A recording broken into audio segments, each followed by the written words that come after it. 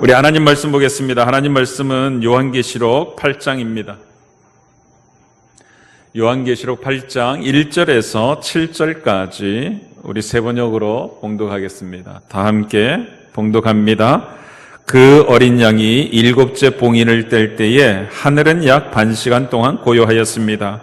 그리고 나는 하나님 앞에 서 있는 7 천사를 보았습니다. 그들은 나팔을 하나씩 받아가지고 있었습니다. 또 다른 천사가 와서 금향료를 들고 제단에 섰습니다. 그는 모든 성도의 기도에 향을 더해서 보좌 앞 금제단에 드리려고 많은 향을 받았습니다. 그래서 향의 연기가 성도들의 기도와 함께 천사의 손으로부터 하나님 앞으로 올라갔습니다. 그 뒤에 그 천사가 향로를 가져다가 거기에 제단 불을 가득 채워서 땅에 던지니 천둥과 요란한 소리와 번개와 지진이 일어났습니다. 그때에 나팔을 하나씩 가진 7 천사가 나팔을 불 준비를 하였습니다. 첫째 천사가 나팔을 부니 우박과 불이 피에 섞여서 땅에 떨어졌습니다. 그래서 땅의 3분의 1이 타버리고 나무 3분의 1이 타버리고 푸른 풀이 다 타버렸습니다. 아멘. 아멘. 여러분, 지금 사도 요한이 환상 중에 보고 있는 하늘 보좌 모습을 떠올리길 원합니다. 어린 양이신 예수님께서 봉인된 두루마리 책을 보좌에 앉으신 하나님 오른손에서 취하신 후에 그 봉인된 것을 하나씩 다 뗍니다. 그러자 이 땅에 하나님의 심판이 시행되지요. 6번째 봉인을 떼었을 때에 이 땅에는 참 혹독한 재앙이 임했습니다. 그래서 이 땅의 모든 사람들이 두려워 떨며 숨어서 이 진노의 날에 누가 견뎌낼 수 있겠느냐고 절규를 합니다. 그런데 여러분, 그 진노의 날에 견뎌내는 자들이 있었습니다. 14만 4천 명이라고 하는 하나님의 도장이 찍힌 하나님의 종들이었습니다. 여러분, 이 사실을 놓고서 볼 때에 하나님께서 이 땅에 심판을 행하시는 그때에도 하나님께서는 택하신 하나님의 백성들을 구원하는 그 사역을 잠시도 쉬지 않고 계심을 확인할 수 있습니다. 그리고 하늘에 있는 하나님 보좌 앞에 서 있는 아무도 그 수를 셀 수 없을 만큼 큰 무리가 있었습니다. 이들 역시도 이 땅에서 큰 환난을 겪어낸 사람들로서 어린 양이 흘리신 그 피에 자기의 두루마기를 빨아서 희귀한 사람들이었습니다. 다시 말하면 구원받은 하나님의 백성들이었다는 말이죠. 그러니까 이 땅에 예수 믿고 구원받은 수많은 사람들이 이 땅에서 예수님을 믿는다는 것 때문에 환난을 겪을지는 모르지만 하나님이 행하시는 그 심판에 멸망되지 아니하고 구원받는 일이 일어나고 있었다 하는 사실입니다. 그래서 이러한 모습을 통해서 우리는 3가지 사실을 확인할 수 있습니다. 첫째는 뭐냐면 주님이 다시 오실 때까지 이 땅에는 하나님을 믿지 않는 사람들을 향한 하나님의 준엄한 심판이 시행된다 하는 사실입니다. 그리고 둘째는 교회와 신자는 하나님의 말씀을 갖고 있는 것 때문에, 그리고 그 말씀을 증언하는 것 때문에 환난을 겪게 될 거라는 사실이죠. 그리고 마지막 3번째는요, 하나님의 심판은 하나님을 거부하는 자들에게는 두려운 재앙이 될 터이지만 교회와 신자에게는 최후의 승리를 얻게 하는 보증이 된다, 은혜가 된다라는 사실입니다. 여러분, 이러한 안목을 가지고 앞으로 남아있는 요한계시록의 나머지 부분들도 함께 읽어나갔으면 좋겠습니다. 오늘은요, 요한계시록 8장과 9장에 나오는 7 나팔 심판에 대해서 살펴보고자 합니다. 요한계시록 8장은요, 7째 봉인을 떼는 것으로부터 시작합니다. 7째 봉인을 떼자마자 하나님의 준엄한 심판이 시행되는 것이 아니라 그 심판이 잠시 중단되는 거예요. 여러분, 1절 말씀을 같이 한 번만 읽어보시죠. 1절 함께 봅니다. 그 어린 양이 7째 봉인을 뗄 때에 하늘은 약 반시간 동안 고요하였습니다. 아멘. 여러분, 이 1절에서 반시간 동안이라고 이야기하고 있는데 그렇다고 해서 여러분 30분 동안이라고 단정 지어서는 안 됩니다. 여기서 반시간은요, 아주 짧은 시간을 의미할 뿐입니다. 아주 짧은 시간 동안 7번째 봉인을 떼자마자 하늘 보좌에 아주 고요한 정적이 흐릅니다. 그때에 하나님 앞에 7 천사가 서 있는 장면이 보입니다. 그 7 천사는 각각 하나님께로부터 나팔을 하나씩 받아 가지고 서 있었습니다. 그리고 그때에 다른 천사가 하나 와서 금 향로를 들고서 제단 곁에 서 있었습니다. 그렇게 서 있는 이유는 다른 것 아닙니다. 모든 성도들의 기도와 함께 하나님의 보좌 앞 금제단에 올려드리기 위해서였습니다. 향의 연기가 성도들의 기도와 함께 하나님 앞에 올라가자 그 천사는 향로에 그 제단에 있는 불을 잔뜩 채워가지고 땅으로 쏟아붓습니다. 그러자 천둥과 요란한 소리와 번개와 지진이 이 땅에 일어납니다. 하나님의 심판이 시작됐다는 말입니다. 여러분, 이게 7번째 봉인을 뗐을 때 일어난 모습입니다. 여러분, 이러한 장면을 통해서 우리 하나님께서는 무엇을 보여주고자 함일까요? 그것은 이겁니다. 하나님께서 이 세상에 결정적인 심판이나 재앙을 내리시기 전에 먼저 성도들의 기도를 들으신다 하는 거죠. 보십시오. 하나님 보좌 앞에 서 있는 7 천사들에게 이미 나팔을 나누어 주었다고 하였습니다. 세상을 심판하실 것이라는 하나님의 결정이 이미 나 있다, 그 이야기인 것이죠. 그런데도 잠시 고요한 정막이 흐릅니다. 그 기간 동안 성도들의 기도를 다 받으신 후에 제단에 불을 담아 땅에 쏟으셨다 하는 것입니다. 여러분, 이것은 우리 하나님께서 이 세상에 믿지 않는 자들을 심판하실 때에도 성도들의 기도를 들으시고 그 심판의 때를 조정하신다는 사실을 우리에게 보여주고 있는 것입니다. 결국 이 말은 무슨 의미냐면 하나님이 이 우주 만물을 다스리는 그 통치하심 속에 저와 여러분을 참여시키고 계시다는 사실인 거죠. 참 놀라운 일입니다. 여러분, 저와 여러분에게 이런 놀라운 특권이 주어졌음을 믿으시길 바랍니다. 여러분, 실제로요, 그런 예가 창세기를 통해서 우리는 확인할 수 있습니다. 소돔과 고모라의 심판 때였습니다. 소돔과 고모라를 심판하시려고 하나님의 천사들이 이 땅에 내려왔습니다. 소돔과 고모라로 가는 길에 아브라함의 장막에 잠시 들으셨습니다. 아브라함으로부터 아주 따뜻한 환대를 받으신 후에 아브라함을 축복하시고 주님의 계획을 들려주십니다. 소돔과 고모라에서 들려오는 저 울부짖는 소리가 너무나 크구나. 그 안에서 많은 사람들이 엄청난 죄를 저지르고 있구나. 내가 그곳에 가서 거기에서 벌어지는 모든 악한 일이 정말 나에게 들린 그대로인지 확인해 봐야 되겠다. 아브라함은 이 이야기를 듣는 순간 단번에 하나님께서 소돔과 고모라를 쓸어버리시겠다는 마음임을 알아차린 것이죠. 그래서 천사들이 떠난 이후에 여전히 자기 앞에 서 계신 주님께 간청하기 시작합니다. 주님께서 의인을 기어이 악인들과 함께 쓸어보시려 하십니까? 그 성 안에 의인이 10명이 있어도 그 성을 쓸어버리시겠습니까? 그 의인 10명을 보고서 그 성을 용서하지 않으시겠습니까? 그렇게 아브라함은 주님 앞에 소돔과 고모라에 살고 있는 의인들을 구원해 주실 것을 간청하였습니다. 50명에서 45명으로, 45명에서 40명으로, 40명에서 30명으로, 20명으로 마침내는 10명까지 줄여가며 끈질기게 하나님 앞에 기도합니다. 그 결과는 우리가 다 알고 있는 거잖아요. 그곳에 살고 있던 아브라함의 조카 롯의 가족들이 구원을 받는 거죠. 여러분, 이처럼 하나님께서 성도의 기도를 끝까지 들으시며 마지막 순간까지 기회를 주시는 분인 줄 믿으시길 바랍니다. 아브라함의 기도가 없었다면 그의 조카 롯의 가족은 구원받을 수 없었을 거예요.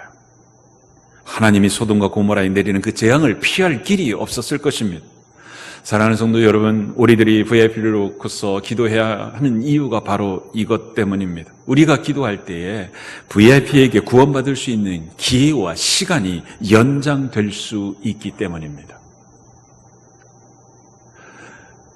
사도 베드로의 이야기처럼 천년을 하루같이 참으시며 돌이켜 회개하기를 우리의 기도를 통하여 하나님이 기다려 주신다는 거예요.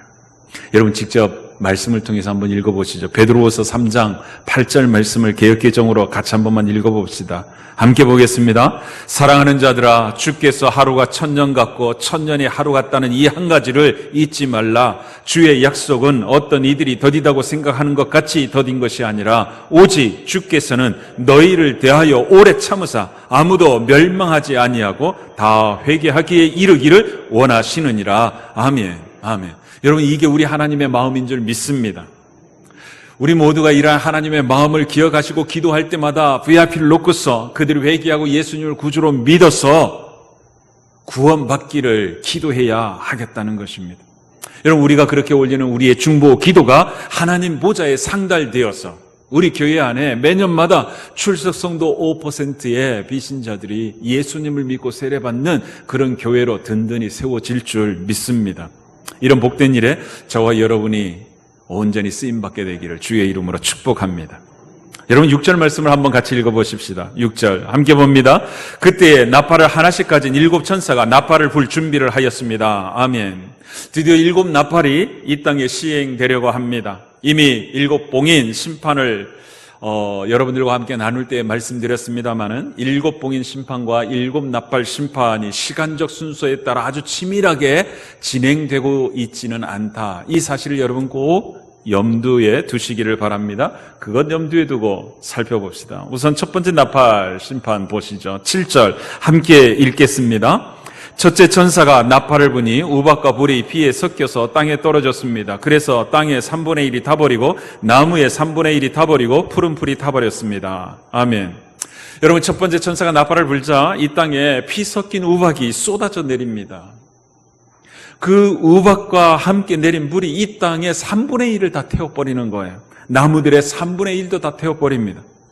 7인의 심판에서 그 심판의 영역과 대상이 땅의 4분의 1이었는데 이 나팔 심판에서는 3분의 1로 확대되고 있음을 우리는 확인할 수 있습니다. 그러니까 인의 심판에서 나팔 심판으로, 나팔 심판에서 대접 심판으로 갈수록 그 대상이 점점 확대되고 그 정도가 점점 세지고 있음을 우리는 보게 될 것입니다. 아무튼 이 첫 번째 나팔 심판은요, 땅을 향한 하나님의 심판이었습니다. 두 번째 나팔 심판이 8절 9절인데 같이 한번 읽어보시죠. 둘째 천사가 나팔을 부니 불타는 큰 산과 같은 것이 바다에 떨어졌습니다. 그래서 바다의 3분의 1이 피가 되고 바다에 사는 생명 있는 피조물들의 3분의 1이 죽고 배들의 3분의 1이 부서졌습니다. 아멘. 여러분, 두 번째 나팔 심판은요, 바다에 대한 심판임을 알 수 있죠. 두 번째 나팔이 불자마자 불타는 큰 산과 같은 것이 바다에 던져졌고 그 결과 바다의 3분의 1이 피가 되어버립니다. 그래서 바다에 살고 있는 생물 3분의 1이 죽게 되고 그 여파로 배들의 3분의 1이 파괴되고 맙니다. 여러분, 이것을 통해서 확인하는 것은 이 자연계에 대한 심판은 결국 인간에 대한 심판으로 연결된다는 사실을 알 수 있습니다. 세 번째 심판도 한번 보시죠. 여러분, 10절, 11절 말씀 함께 읽겠습니다. 셋째 천사가 나팔을 부니 큰 별 하나가 횃불처럼 타면서 하늘에서 떨어져서 강들의 3분의 1과 샘물들 위에 덮쳤습니다. 그 별의 이름은 쑥이라고 합니다. 그래서 물의 3분의 1이 쑥이 되고 많은 사람이 그 물을 마시고 죽었습니다. 그 물이 쓴물로 변하였기 때문입니다. 아멘, 아멘. 여러분, 세 번째 천사가 나팔을 불자 큰 별 하나가 횃불처럼 타면서 하늘에서 떨어집니다. 여러분, 여기서 횃불처럼 타면서 떨어지는 이 별을 우린 나중에 살피겠지만 9장 1절에 나오는 별과 동일한 별로 보아서 타락한 천사로 해석하는 분들이 계시긴 합니다만 이것은 문맥의 흐름을 거스르는 잘못된 해석이라 말씀드립니다. 여기서 하늘에서 떨어지는 이 불타는 횃불과 같은 별은요, 그냥 운석이라고 해석하면 좋을 것 같습니다. 아무튼 이 횃불처럼 타는 큰 별이 떨어진 곳은 강들의 3분의 1과 샘물들이었는데 다 마실 수 없는 쓴물이 되어버렸습니다. 그 물을 마시는 사람들은 다 죽었습니다. 그리고 네 번째 심판이 시작됩니다. 여러분, 12절 말씀 같이 한번 읽어보십시다. 12절. 넷째 천사가 나팔을 부니 해의 3분의 1과 달의 3분의 1과 별들의 3분의 1이 타격을 입어서 그것들의 3분의 1이 어두워지고 낮의 3분의 1이 빛을 잃고 밤도 역시 그렇게 되었습니다. 아멘. 여러분 보십시오. 네 번째 나팔을 불자 우주적 재앙이 시작됩니다.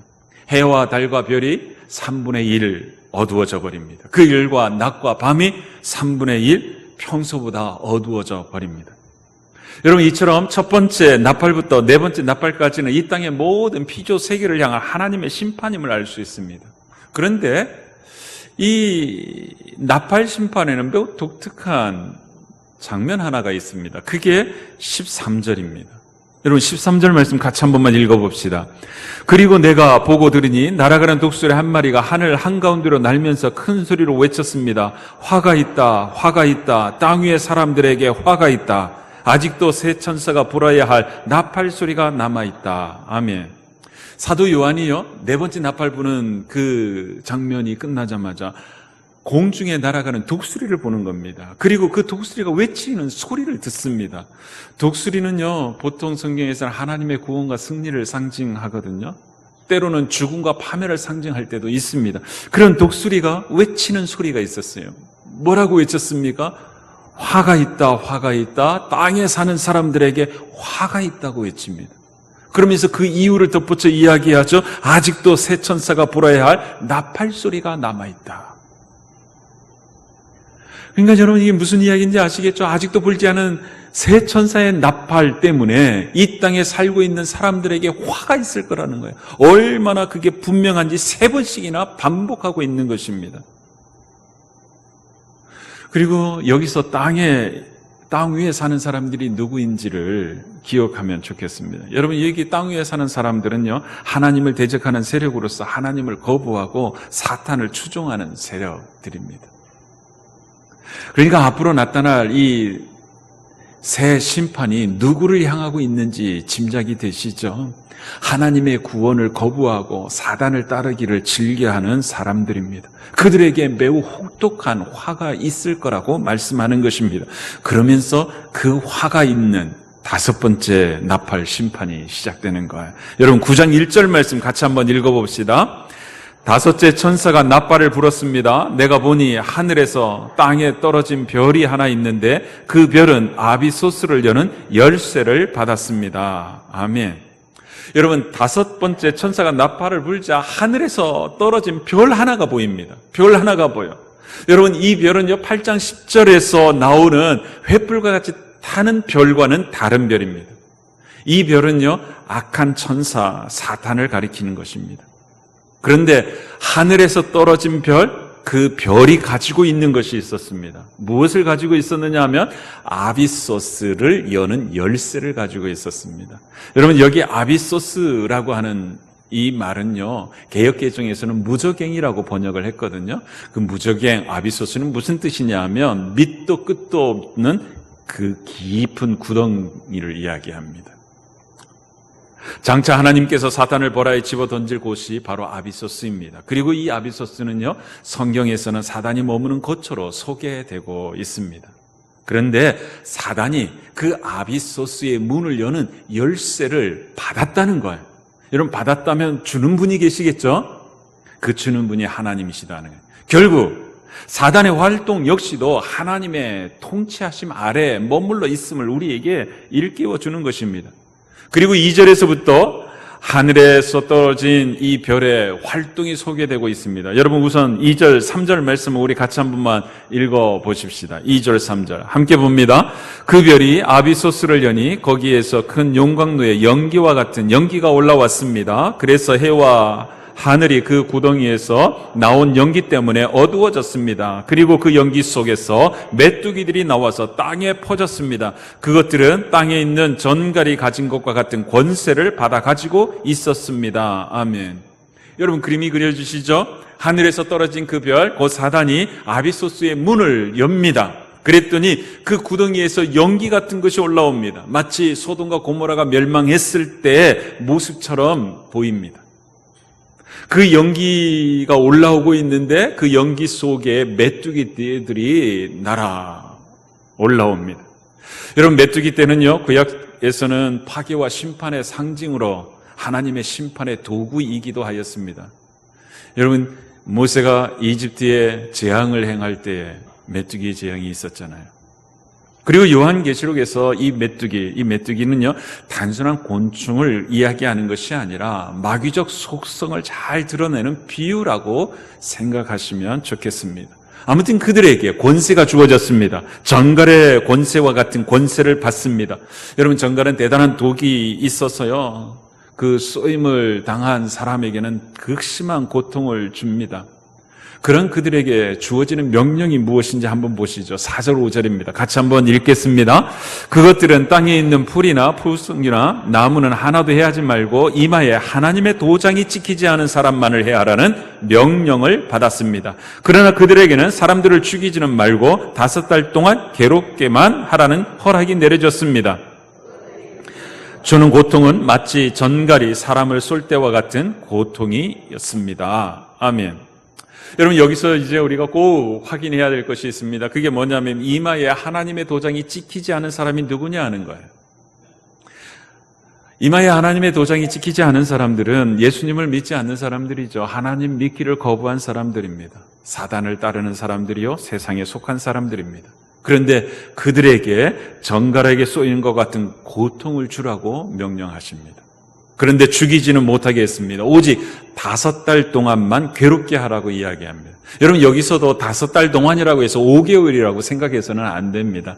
실제로 메뚜기 떼가 이 팔레스타인 지역에 나타나는 기간이 4월부터 8월까지라고 그럽니다. 5개월 동안 활동한다는 거예요. 그러니까 이 5달 동안이라고 하는 말은 그 짧은 기간 동안, 그들이 활동하는 기간 동안만 괴로움을 입히라고 하나님이 허락하셨다고 그렇게 읽어내면 될 것 같습니다. 아무튼 이 아비소스, 무저갱에서 나온 메뚜기 떼들은 이마에 하나님의 도장을 받지 아니한 사람들을 아주 지독하게 괴롭힐 거라는 것입니다. 그 고통이 얼마나 괴로운지 마치 전갈에 쏘인 것과 같은 고통이라는 것입니다. 그런데 여기서 한 가지 아이러니를 발견할 수 있습니다. 그게 뭐냐 하면 한번 보세요. 지금 아비소스에서 메뚜기 떼를 나오게 한 이가 누구였죠? 하늘에서 떨어진 별 사단이었습니다. 그리고 그 메뚜기 떼들 때문에 고통을 받는 이들이 누구죠? 이마에 하나님의 도장을 받지 않는 사람들입니다. 다시 말하면 사단을 좋아하고 사단을 따르는 사람들이죠. 그러니까 여기서 보면요, 사단이 스스로 자기 편에 속해 있는 사람들을 치고 있음을 확인할 수 있는 거예요. 자기 편에게 고통을 주고 괴롭히고 있는 것을 알 수 있습니다. 여러분, 이게 사단의 속성입니다. 지금도 사단은요, 세상 사람들을 속이며 미혹합니다. 자기에게 속한 사람이 되면 편안하고 안전할 거라고 속입니다. 예수님께 다가와서 유혹했던 사단처럼 말입니다. 자기에게 절하고 자기를 경배하면, 다시 말하면 자기 편이 되면 이 세상에서 부귀 영화를 누릴 수 있도록 해주겠다고 미혹합니다. 그런데 결국은 뭐죠? 사단의 손에 의해서 고통당하는 날을 경험하게 되고 마는 것입니다. 사단의 편에 섰다가 결국은 파멸의 고통을 겪는 날을 맞이하게 될 거라는 것이죠. 그 고통이 얼마나 괴로운 고통이었는지요, 죽고 싶어 합니다. 근데 죽음이 그들을 피해갑니다. 우리가 읽지 않았지만 6절 말씀을 보면 이렇게 이야기합니다. 그 기간에는 그 사람들이 죽으려고 애써도 죽지 못하고 죽기를 원해도 죽음이 그들을 피하여 달아날 것입니다. 계속해서 전갈의 고통을 그들은 겪게 될 거라는 이야기죠. 여러분, 11절 말씀을 보십시오. 그러면 이 메뚜기 떼를 보낸 이가 누군지 아주 분명하게 여러분들이 알게 될 것입니다. 11절 함께 보겠습니다. 그것들은 아비소스의 사자를 자기들의 왕으로 떠받들었는데 그 이름은 히브리 말로는 아바돈이요 그리스 말로는 아볼루온입니다. 아멘. 여러분, 메뚜기 떼들에게 왕이 있다고 합니다. 그 왕의 이름을 히브리어와 헬라어로 우리에게 소개해주고 있는데요, 히브리어로는 아바돈이라고 이야기하고 그리스 말로는 아볼루온이라고 한다는 거예요. 이 둘 다 파괴하다라고 하는 동사에서 파생된 명사입니다. 그러니까 아바돈이든 아볼루온이든 다 파괴자라는 뜻입니다. 정말로 사단은 파괴자입니다. 이 세상을 파괴하고 사람들을 파멸로 이끄는 존재입니다. 그러니 사랑하는 성도 여러분, 이 사단의 소나기에서 여러분을 구원해 주신 예수 그리스도의 은혜를 가볍게 여기지 않기를 주의 이름으로 축복합니다. 예수 그리스도의 은혜를 주님 앞에서는 그날까지 든든히 붙잡고 신앙생활하기를 주의 이름으로 축복합니다. 여섯 번째 심판 보시죠. 13절, 14절 우리 함께 읽겠습니다. 여섯째 천사가 나팔을 불었습니다. 나는 하나님 앞에 있는 금제단의 넷불에서 울려나오는 음성을 들었습니다. 그것은 나팔을 가진 여섯 천사에게 큰 강 유프라테스에 매여 있는 네 천사를 풀어놓아 주어라 하는 음성이었습니다. 아멘. 여러분 보십시오. 여섯 번째 천사가 나팔을 불자 하나님 앞에 있는 금제단에서 여섯 번째 천사에게 들려주는 음성이 퍼집니다. 큰 강 유프라테스에 매여 있는 네 천사를 풀어놓아라. 여러분 여기서 큰 강 유프라테스에 매여 있는 네 천사는요, 하나님의 명령에 따라 여섯 번째 이 나팔 재앙을 수행할 천상의 존재들이라고 보시면 좋을 것입니다. 그리고 15절에서부터 19절까지 이들이 수행하는 심판의 내용들에 대해서 이야기해 주고 있습니다. 그 중에 15절 말씀 우리 같이 한 번만 읽어봅시다. 15절 함께 보겠습니다. 그래서 그 네 천사가 풀려났습니다. 그들은 사람의 3분의 1을 죽이기 위하여 그해, 그달, 그날, 그때에 맞추어 예비된 이들입니다. 아멘. 그때가 언제인지 모르지만 그때가 되니까, 즉 하나님이 정하신 그날 그 시가 되니까 유프라테스 강에 대기하고 있던 네 천사가 이 땅에 사람 3분의 1을 죽입니다. 여러분 여기에서 정확한 일시를 밝히지 않은 까닭은 그때 심판의 때는 오직 하나님의 결정사항이기 때문이죠. 그러나 분명한 것은 뭐냐면 그날이 되면, 그 시간이 되면 이 땅의 사람들은 3분의 1이 죽게 될 거라는 거죠. 그리고 그날에 네 천사가 이 땅의 3분의 1을 죽이기 위해 동원되는 군대의 수를 16절에서 밝히고 있습니다. 여러분 16절 말씀 우리 같이 한번 읽어봅시다. 내가 들은 바로는 그 천사들이 거느리는 기마대의 수는 2억이나 된다는 것입니다. 아멘. 기마대의 수가 얼마가 된다고요? 2억이 된대요. 여러분 이 말씀은요, 하나님의 심판이 얼마나 이 땅에 극렬하게 임하게 될 것인지를 단적으로 보여주는 표현입니다. 정말 그날에는 이 땅에 참으로 무섭고 끔찍한 심판이 일어나게 될 것입니다. 그런데 이 16절 말씀을 어떤 세대주의자들은 이리 해석합니다. 이 2억의 기마대는 중국군이라고 생각을 하고 해석을 합니다. 그런데 여러분 이건 역시 웃긴 해석입니다. 이것을 그렇게 어느 특정 나라의 군인으로 보는 것이 아니라 하나님의 심판을 수행하기 위해서 이 땅에 수많은 전쟁들이 극렬하게 일어나게 될 거라고 이해하는 것이 좋을 것 같습니다. 실제로 그게 합리적인 것이요. 2023년도 미 국방부 자료에 따르면요, 중국군의 규모가 나오거든요. 중국 정규군 그리고 예비군 또 인민무장 그 경찰까지 다 포함해도 얼마가 되느냐 하면 400만 명 정도예요. 근데 2억에는 턱없이 모자란 수이죠. 근데 400만도 정말 대단한 겁니다. 우리나라가 60만 대군이라 그랬는데 오늘 아침 제가 신문에 확인을 해보니 45만 명으로 줄었대요. 그러니까 중국군과 우리 군을 비교해도 중국군이 얼마나 많은지는 알 수 있겠죠. 그런데 400만이라 하는 그 중국군도 2억의 군대와는 차이가 나도 넘어가 나는 것입니다. 그러니 여러분 이제 반복적으로 계속 말씀드리지만 요한계시록을 읽으면서 어느 특정 역사적 사건과 정치적 사건과 이 요한계시록을 연결 지으려고 하지 말라는 것입니다. 그러면 오류에 빠집니다. 아무튼 이 유프라테스에서 풀려난 네 천사에 의해서 시행되는 재앙으로 인해서 이 땅에 사람 3분의 1이 죽습니다. 참 무섭고 끔찍하고 두려운 일이 이 땅에 일어나는 것이죠. 그런데 그보다 더 놀라운 것이 있어요. 그게 20절, 21절이에요. 여러분 9장 20절, 21절을 함께 같이 한번 읽어봅시다. 이런 재앙에서 죽지 않고 살아남은 사람이 자기 손으로 한 일들을 회개하지 않고 오히려 귀신들에게나 또는 보거나 듣거나 걸어 다니지 못하는 금이나 은이나 굴이나 돌이나 나무로 만든 우상들에게 절하기를 그치지 않았습니다. 그들은 또한 살인과 점치는 일과 음행과 도둑질을 회개하지 않았습니다. 아멘. 여러분 보십시오. 하나님의 심판에 따라서 엄청나게 끔찍한 재앙이 이 세상에 임하였고 그로 말미암은 그 결과가 참담한데도 불구하고 그 재앙에서 살아남은 3분의 2의 사람들이 하나님 앞에 회개하지 않는다는 거예요. 회개하지 않는 거예요. 그들이 자기 손으로 한 일들을 전혀 돌이키지 않습니다. 오히려 귀신에게로 갑니다. 금과 은과 구리, 돌, 나무로 만든 우상들에게 가서 절합니다. 그리고 여전히 살인하고 음행하고 도둑질한 죄를 회개하지 않습니다. 여러분, 이런 요지경 세상을 바라보면서 여러분 이런 한탄해 본 적이 있지 않으세요? 하나님, 이 악한 세상 한 번 혼내주시면 안 돼요. 하나님께서 직접 나타나가지고 한번 팍 혼내주시면 이 세상 사람들이 깜짝 놀라가지고 돌아오지 않겠습니까? 그러냐, 하나님 한번 혼내주세요. 여러분, 그런 기도 해보신 적이 있으시죠?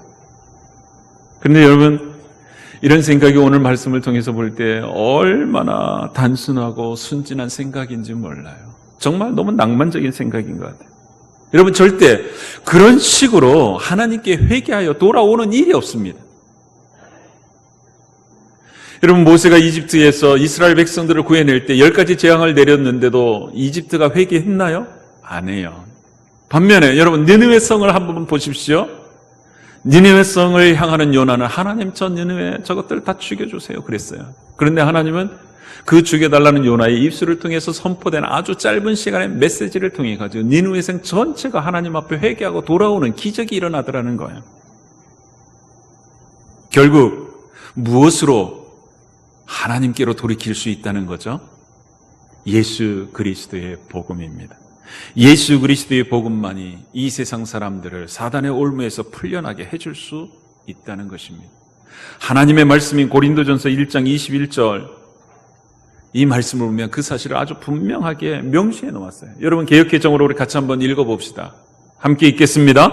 하나님의 지혜에 있어서는 이 세상이 자기 지혜로 하나님을 알지 못하므로 하나님께서 전도에 미련한 것으로 믿는 자들을 구원하시기를 기뻐하셨도다. 아멘.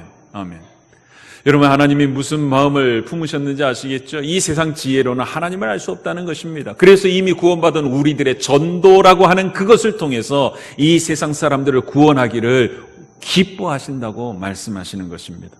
그러니 사랑하는 성도 여러분, 우리들의 VIP들에게 끊임없이 예수 그리스도께서 이루신 이 구원의 복음을 증언하는데 헌신해야 하는 이유가 있는 것입니다. 우리가 입을 다물고 있으면 그들은 구원 얻을 길이 없습니다. 아무리 혹독한 재앙이 임한다 할지라도 그들은 여전히 하나님께로 돌이키지 아니하고 하나님의 심판을 받고야 마는 것입니다. 그러니 사랑하는 성도 여러분, 주님께서 오시는 그날까지 영원 구원하는 사명 충성스레 감당하며 그렇게 살다가 주님 앞에 설 수 있기를 주의 이름으로 축복합니다. 기도하겠습니다.